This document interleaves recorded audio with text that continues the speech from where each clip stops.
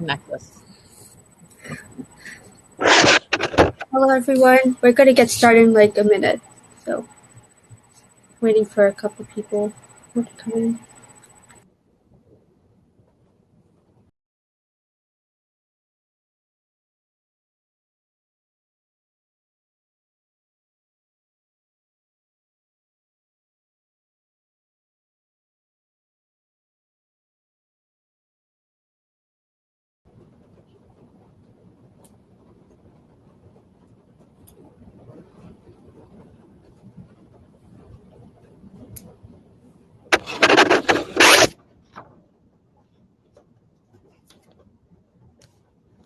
I'll show off my backdrop that I made out of construction paper and glue and scissors.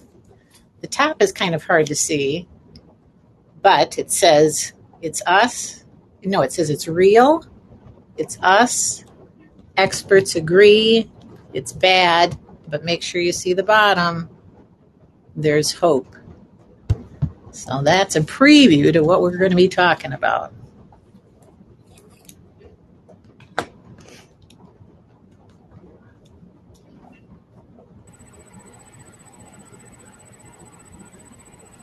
Okay, so we're going to get started.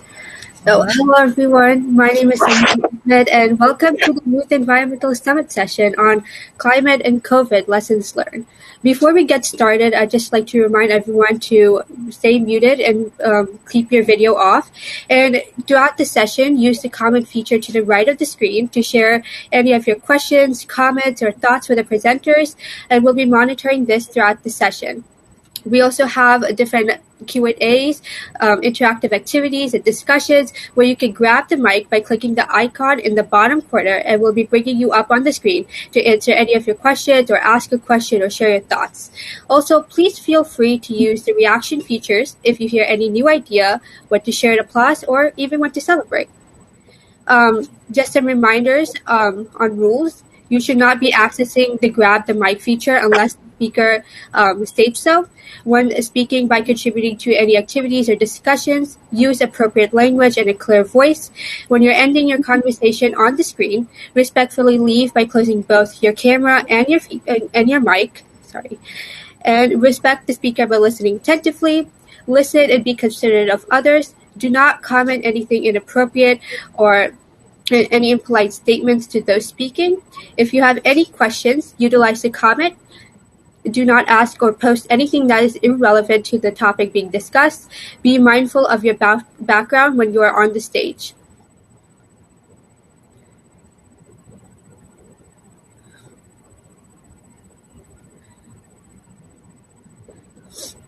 Also, we would like to thank our sponsors for their generous support of this year's conference. Make sure to check them out in between sessions.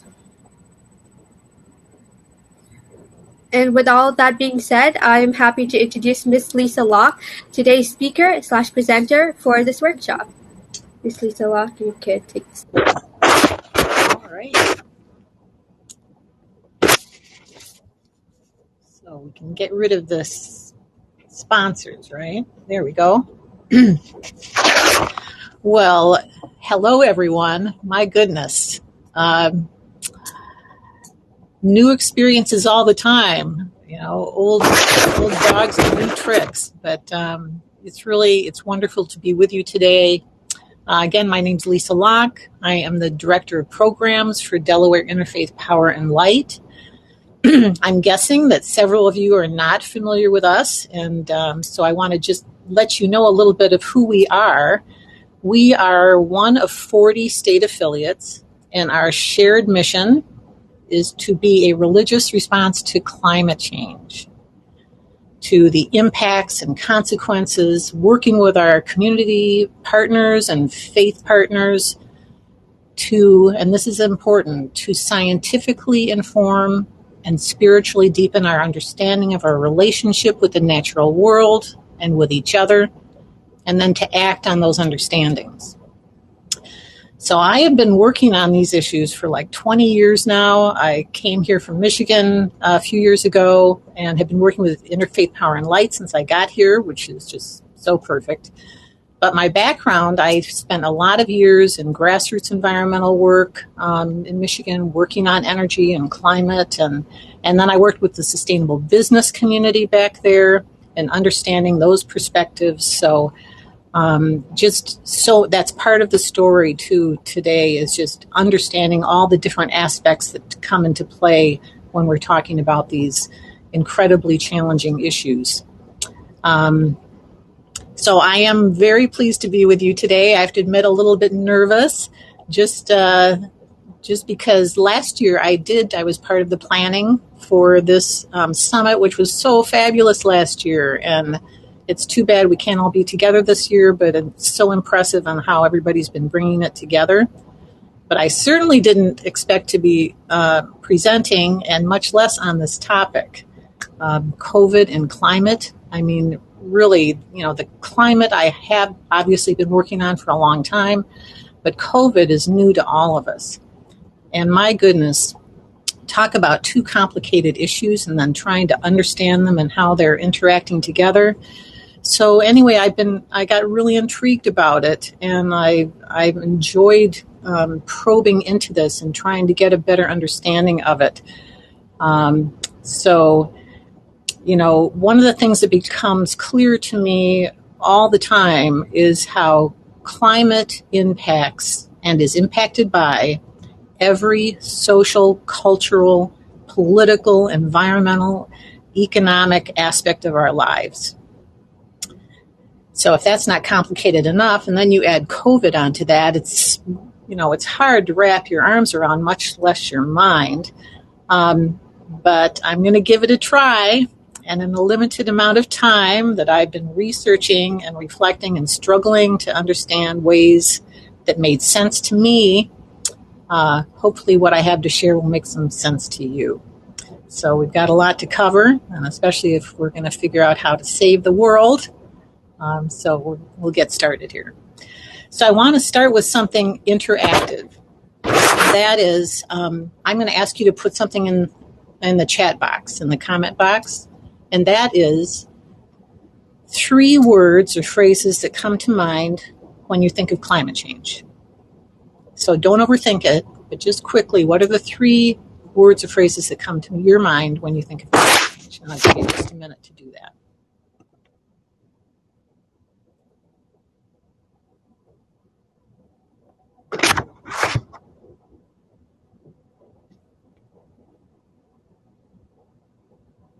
There they come.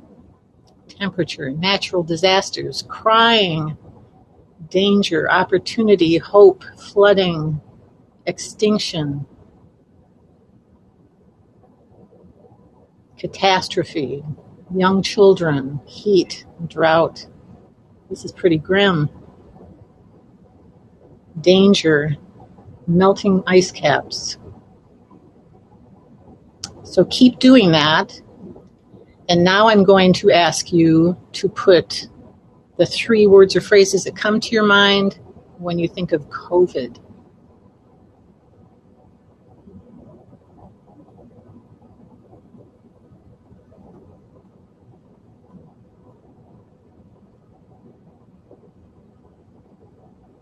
Death, masks, vaccine, lockdown,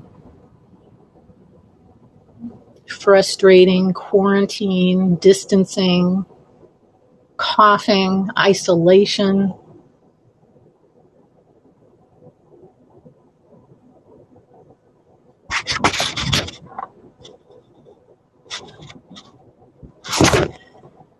So, Samarine, would you bring up my PowerPoint? We had a little trouble. I wasn't able to screen share. So Samarine is going to change my screens for me as I go. We're going to capture those, so thank you for putting those in there, those comments. That'll be interesting to look at later. So, where are we? Climate and COVID, lessons learned. Next slide. Okay, so I figure this is what we're going to try to look at in this time that we have, which is about 45 minutes.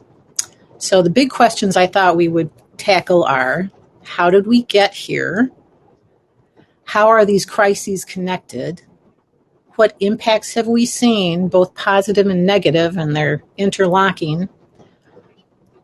And can we come out of this with some lessons learned? Where does the hope lie? And what is required of us? And looking at maybe a revolutionary idea. Next screen. So I thought I'd start with very quick Climate Change 101. I think probably most of you have those basics, but very simply, what goes into this? What is causing climate change? And that's obviously the burning of fossil fuels. And then one you maybe don't think about as often is fluorinated gases like refrigerants. Refrigerants are actually like possibly the most impactful element in climate change right now. And I won't go into that later, but that's an interesting piece. And of course, that creates a greenhouse effect, which is what makes the planet warm. Deforestation is such a big part of this, which is such a increasing problem. And it's what we, that greenery is what we are depending on to be capturing the carbon. Livestock farming, again, methane gases that come off from there are so significant that we're dealing with all the time. And another thing you may not think about is decreased snow and ice cover. That it is the ice and snow, of which there is so much covering our planet, that is reflecting the heat away from us. And the less there is of that, and the more polluted it becomes, the greater the impacts. And so what does this do? It just creates natural systems out of balance. That just captures this whole piece right here. Next slide.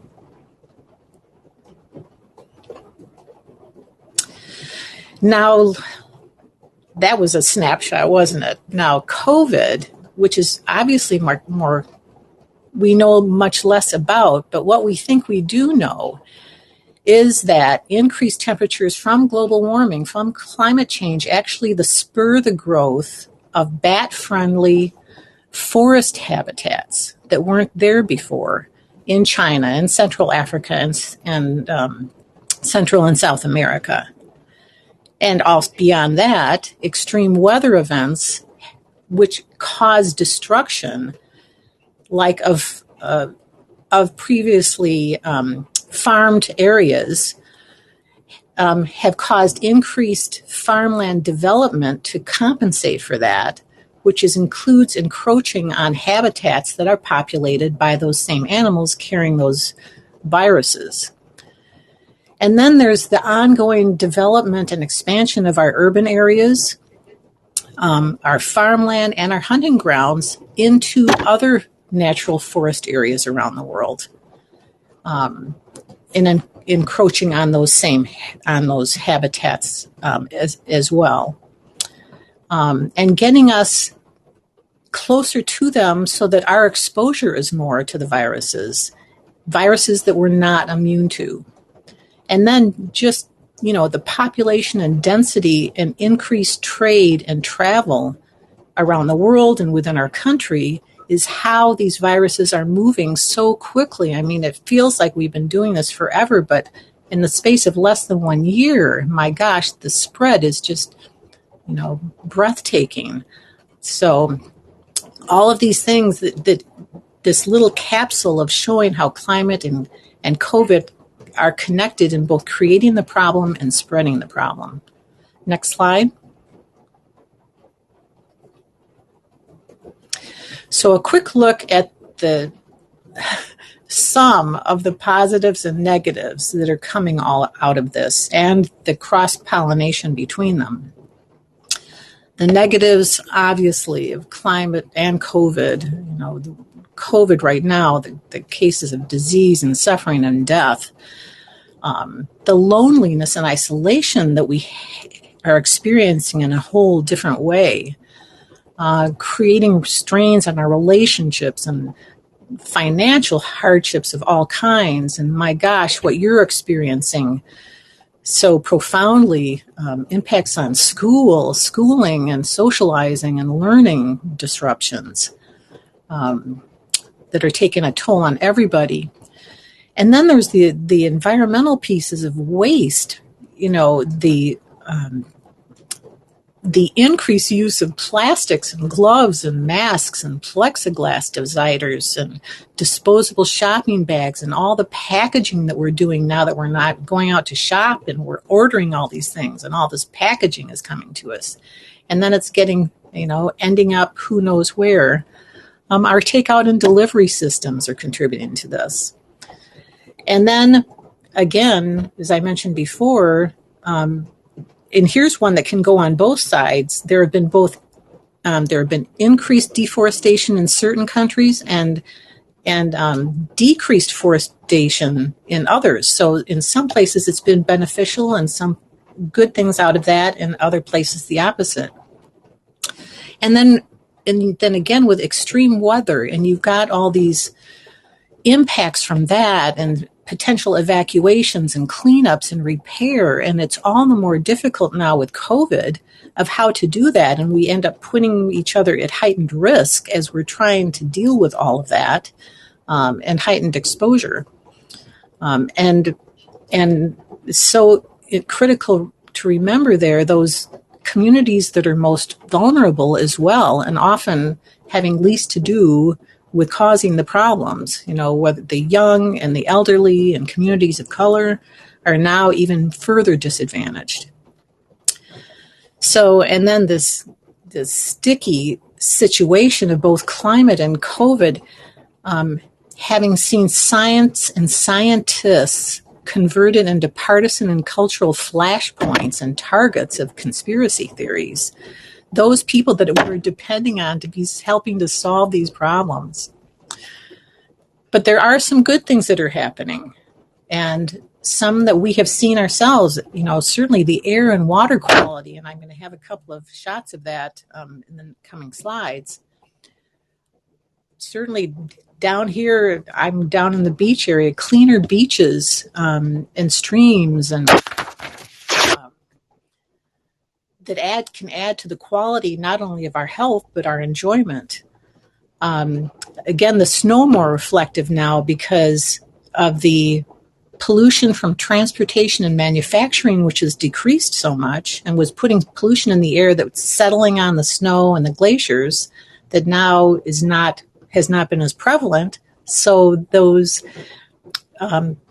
ice and snow are much cleaner and they are reflecting more of the energy back right now. Things you wouldn't think about. Resurgence of wildlife, maybe you have heard about that, both in land and sea. Now, this is a positive and a negative thing, which I'll touch on in a minute.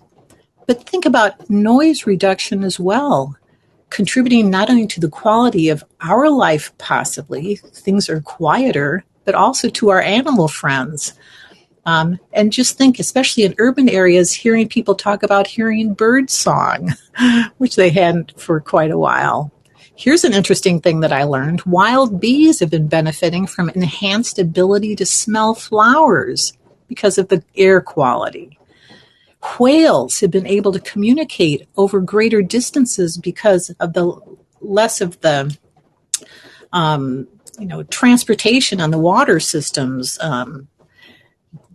and drilling and all those kinds of things. And our own, which we may not have chosen this, but our own increasingly creative ways of communicating with each other like we are today and renewing connections that maybe we haven't had in a long time. Next slide. So you probably have seen some of these pictures, which are just remarkable. I found these where you can see the line in the middle. They actually online would let you scroll from left to right and see the entire screen before and after. So I was able to put them together. But New Delhi there, what a difference. Venice, incredible. The difference both in the air quality and the water quality in just such a short time. Milan, between January and April of 2020, look at that difference. And Los Angeles, Who would have thought that it could have been that clear in such a short amount of time? Now that's what we need to remember is that these indications like this are heartening, but we can't overestimate the actual positive impact on this, because this is going to be very short-lived, and I'm afraid we're going to be, if we don't choose otherwise and do otherwise, we'll be returning back to a normal that I don't think any of us want to return to. Next slide. These were some fun pictures that I found of our fellow creatures coming back into our urban areas, with deer in East London and a coyote walking down the streets of San Francisco, mountain goats in Wales, and wild boars running through the streets of Haifa, Israel. And then maybe most importantly here, these rare turtles that are coming back that I found in Thailand. Now, of course, these are, except for the turtles, are probably not good good results from all of this. Although you will see in the middle that since Yosemite closed in March, that the bears, the bobcats, and the coyotes have been spotted more frequently. And I think it's not only a matter of spotting, but I think maybe their numbers have been increasing also because they haven't been so threatened. Next slide.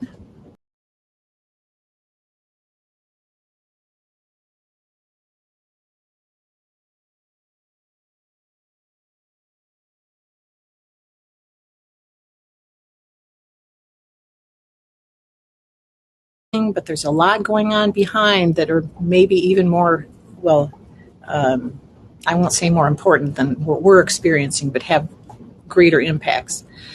On the negative side, with all of this going on, the COP26, which is when all the nations get together to talk about climate change and renew their commitments, has been delayed a year. And of course, what's going to happen then is that those countries are going to could very likely be putting off their commitments during that time as well. A number of international negotiations around the environment and climate have been delayed.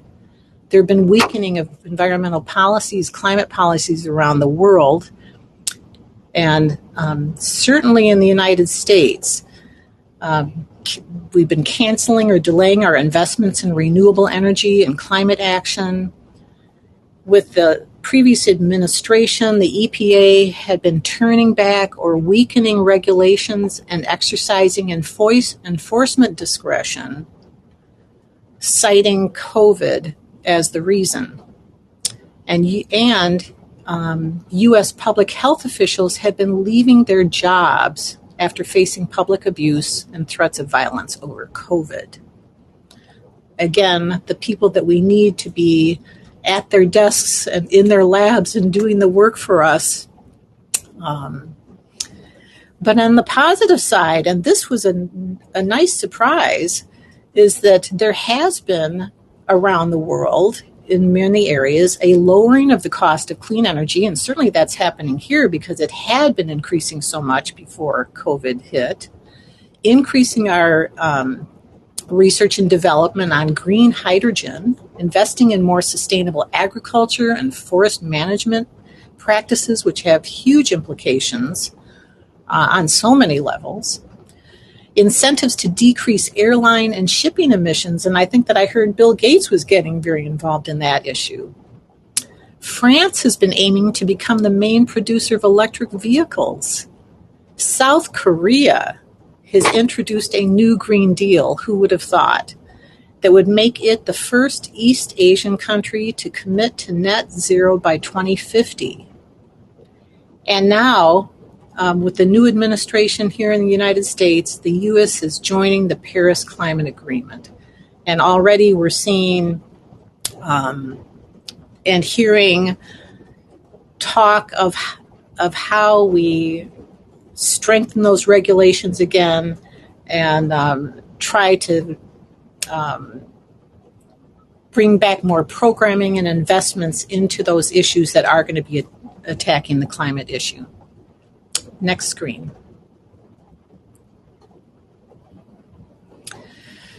Which made me think of a couple quotes that I think are especially relevant here. And you're probably familiar both with Wendell Berry and Rachel Carson, two of my favorites.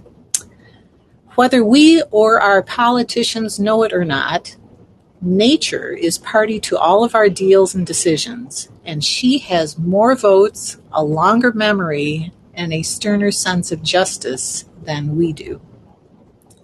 And from Rachel Carson, now I truly believe that we in this generation must come to terms with nature.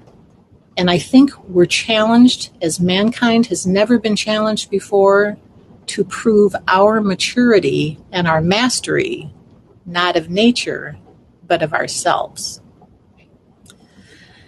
We have too easily and too long underestimated the impact of our attitudes and our technologies and our behaviors on the planet's physical and biological systems, our profound capacity both to harm and to heal.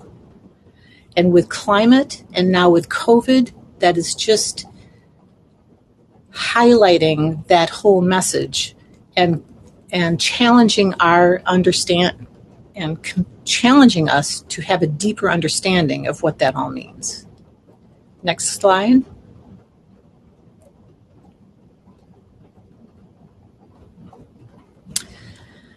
So what do we need to consider here? There's the physics and the biology. We temper with them at our peril. And I don't remember if you remember the old Oleo commercial, that it's not nice to fool Mother Nature. And the importance of human attitudes and behaviors, that we can be our own best friends or our own worst enemies. Understanding this whole thing that we hear so much about now is tribes of how do we define ourselves and who do we align ourselves with? Information, where are we getting it from and who do we trust? Decision makers, who are they and what or who is influencing them? Can it be us? What inspires us to dream, to create, to act? Our common home and a shared humanity. The web of life. And the importance of that concept cannot be overstated. Next slide.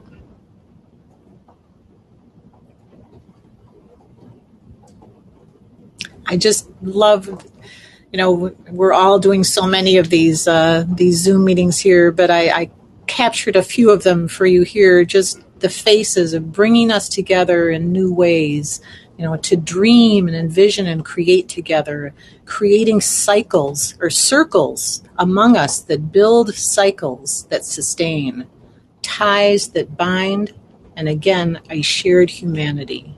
Next screen.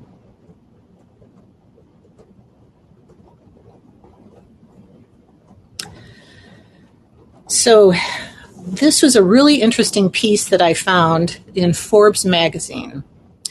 The theme of it being there is not time to tackle both COVID and climate separately.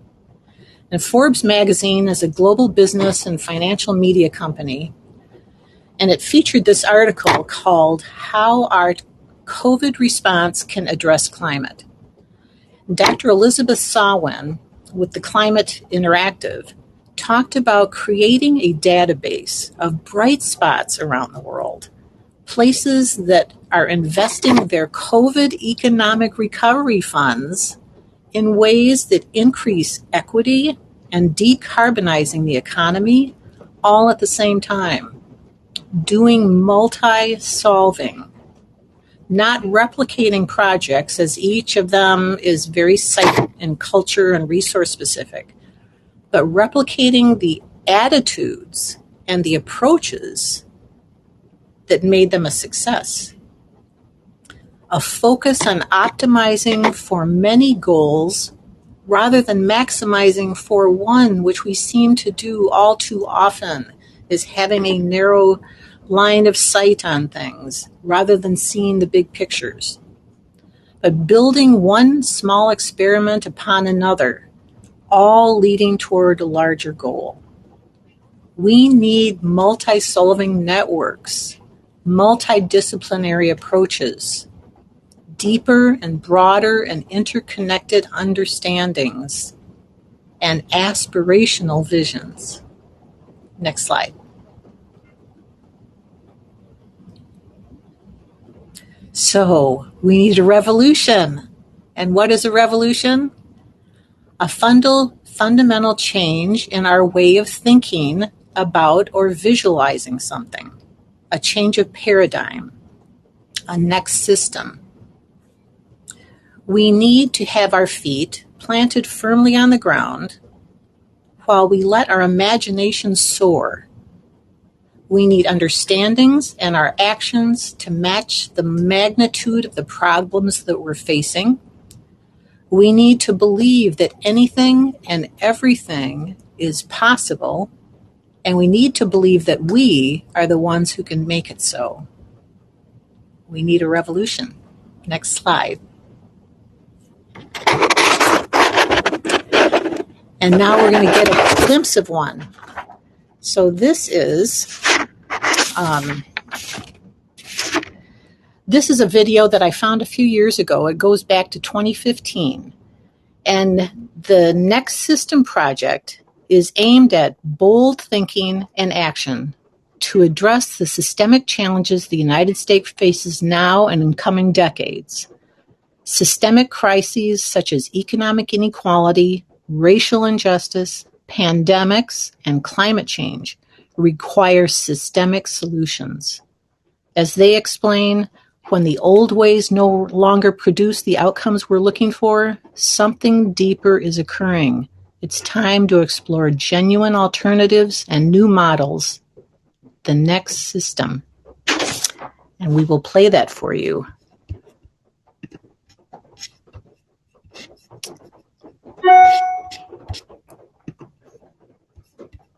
Oh, here it is.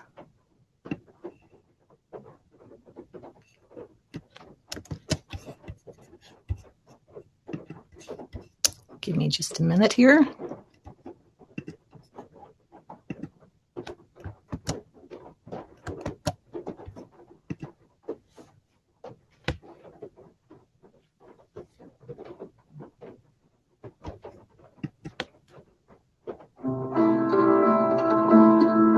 Society, civilizations, in some sense, are like our bodies. If there's something systemically wrong, it's manifesting all over the place, in all our organs. And that seems to be what's going on in our world at the moment.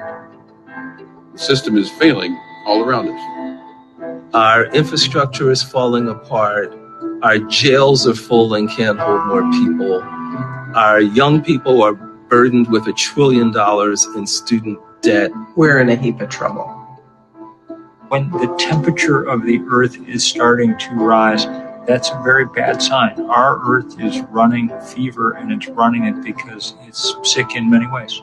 In a country like the United States, the fact that anywhere from 45 to 50 million people are hungry, this is a problem.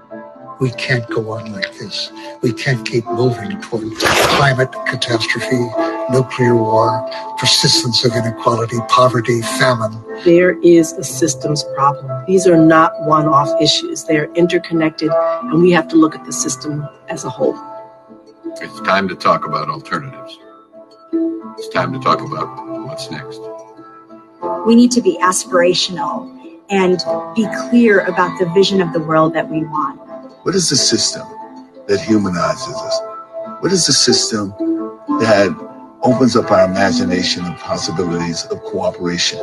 Nothing is more important right now than to discuss how can we bring about this change. As systems fail, individual and community creativity explodes, and that's what we have seen.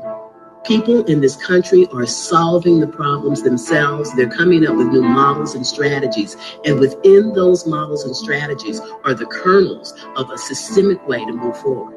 Land trusts, cooperatively owned businesses, sustainable energy, state-owned banks, urban gardening, urban farming. These small successes taken together are a proof of concept that this can happen on a larger scale. We're compelled to search for alternatives, not just analytically, but in how we live and what we do, how we organize our daily lives. And that has tremendous potential.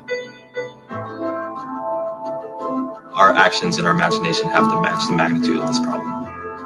We have to get out of our comfort zone. We must think with courage. All bets are off in terms of our previous thinking. Our ways of thinking about the economy and our ways of thinking about politics have proven an abject and utter failure. The good news is we have no choice but to adopt revolutionary thinking. I like that.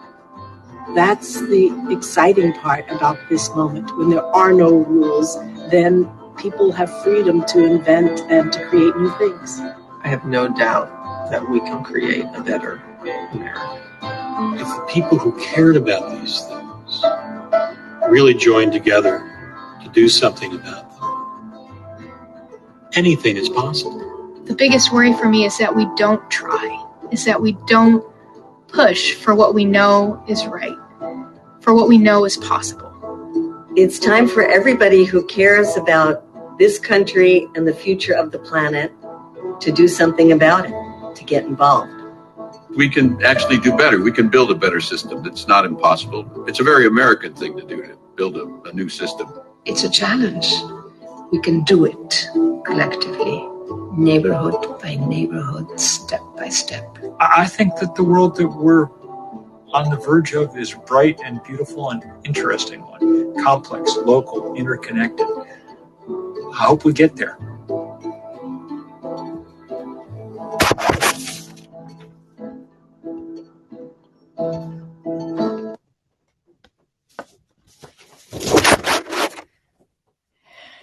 It's so interesting. I showed that video to a group of seniors, that is people my age, a few years ago. And according to many of them, they said it made them uncomfortable, both the faces and the messages of revolution, I believe. And that's not necessarily a bad thing. So, in fact, it reminds me of a popular saying of clergy and journalists and social activists, that they consider part of their role is to comfort the afflicted and to afflict the comfortable. And I think that what made them most uneasy was the mention of revolution. But what does that mean? So I actually looked it up in Webster's dictionary. Of course, it's motion of any body around a center or axis. But it's also a sudden, radical, or complete change, an activity or movement designed to effect fundamental change, a fundamental change in our way of thinking about or visualizing something, a change of paradigm. So before we close out, I have a couple more things to do. I want to take about 10 minutes and use the networking function, the networking party, like speed dating. And so I'd like to break you into, you'll be broken into groups of 2 for 3 minutes at a time. And I'll move you on to 3 different, you'll be with 3 different people. And to share your thoughts on this question. What's one step that you might take to create, inspire, or join a new system, a multi-network, a culture shift, or a revolution? So we'll see what comes out of it. And then hopefully we can share a few of those insights when we come back together. So let's see if we can do this. 3. All right. You got your question?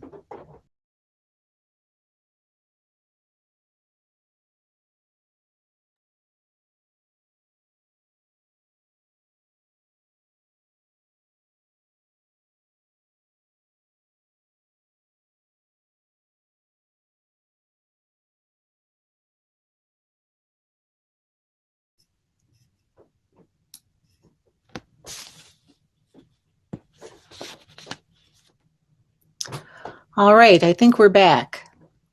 So I'm sorry if I wasn't very clear in my assignment, but hopefully you did have some good discussions, and I would like to take a minute and see if anybody would like to grab the mic and just share something that came out of any of your discussions. And if you don't want to grab the mic, at least if you could put one thing into the chat box of something that you would like to do yourself to take that next step.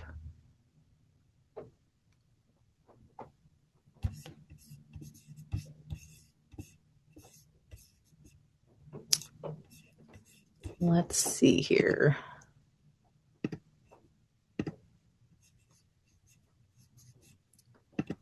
Anybody want to share?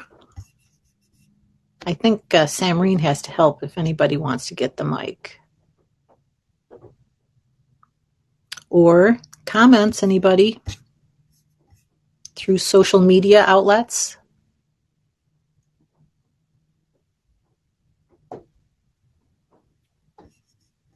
Anybody else? John Sykes wants the mic.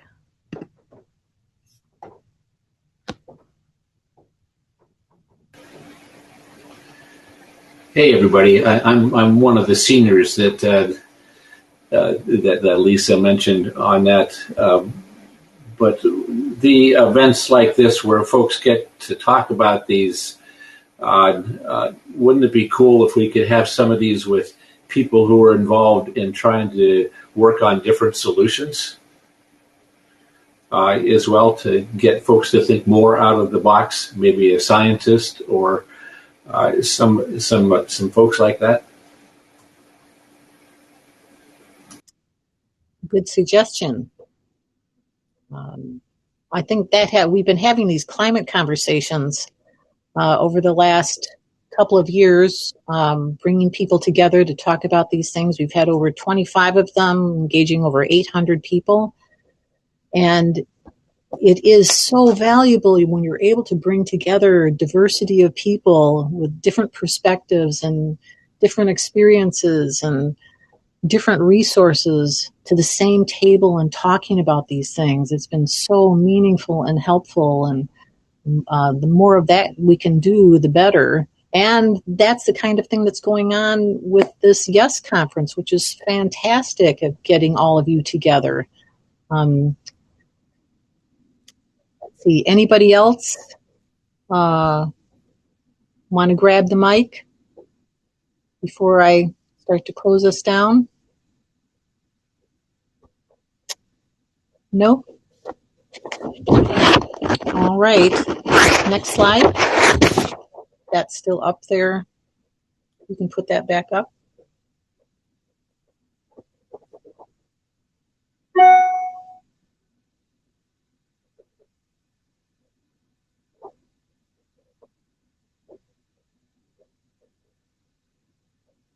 I did want to say that I was struck when I had you put the 3 words into the chat box, and I do this at all of the climate conversations that we hold. And we had a program with someone from Drawdown, which is that book right up there, which is just a fantastic resource. And it is, it's a international project that tried to identify like the top 100 most effective solutions to climate change.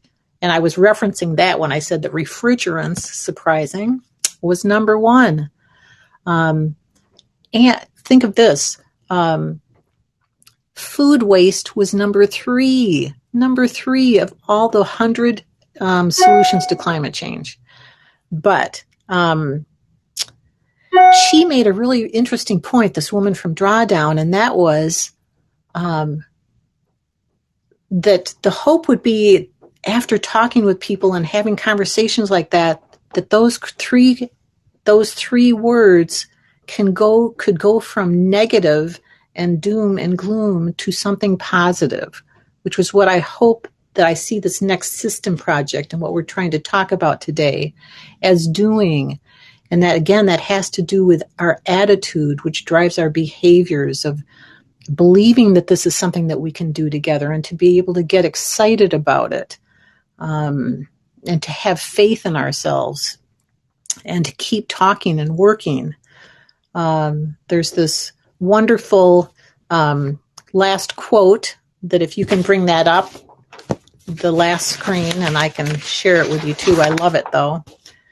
The human race does a lot of stupid things, but we've got a powerful incentive to save the only planet that has pizza and Yosemite and our children. The arc of the logical universe is long and hopefully bends toward common sense. So I want to thank you all for hanging in there with me in this challenging topic. I so appreciate it. I hope you'll keep the conversations going, and looking forward to these next few days of all the opportunities that you're going to have together with this wonderful Yes Summit. So I know Samarine wants to close us out with something.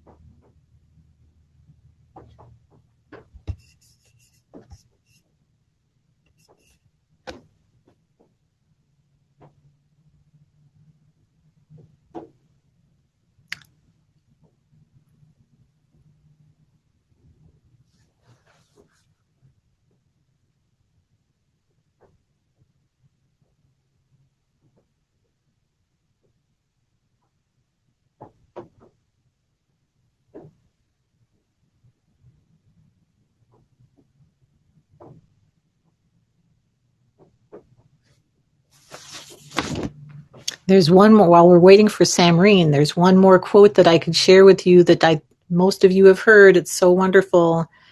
And that is by Amanda Gorman, our young poet laureate, who said, "There's always light, if only we're brave enough to see it, if only we're brave enough to be it." Samarine, are you there? There she is. I apologize, my internet connection. Okay.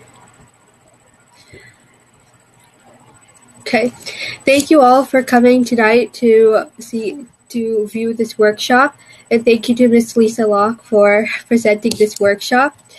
Also, we would like to thank our sponsors for supporting Yes.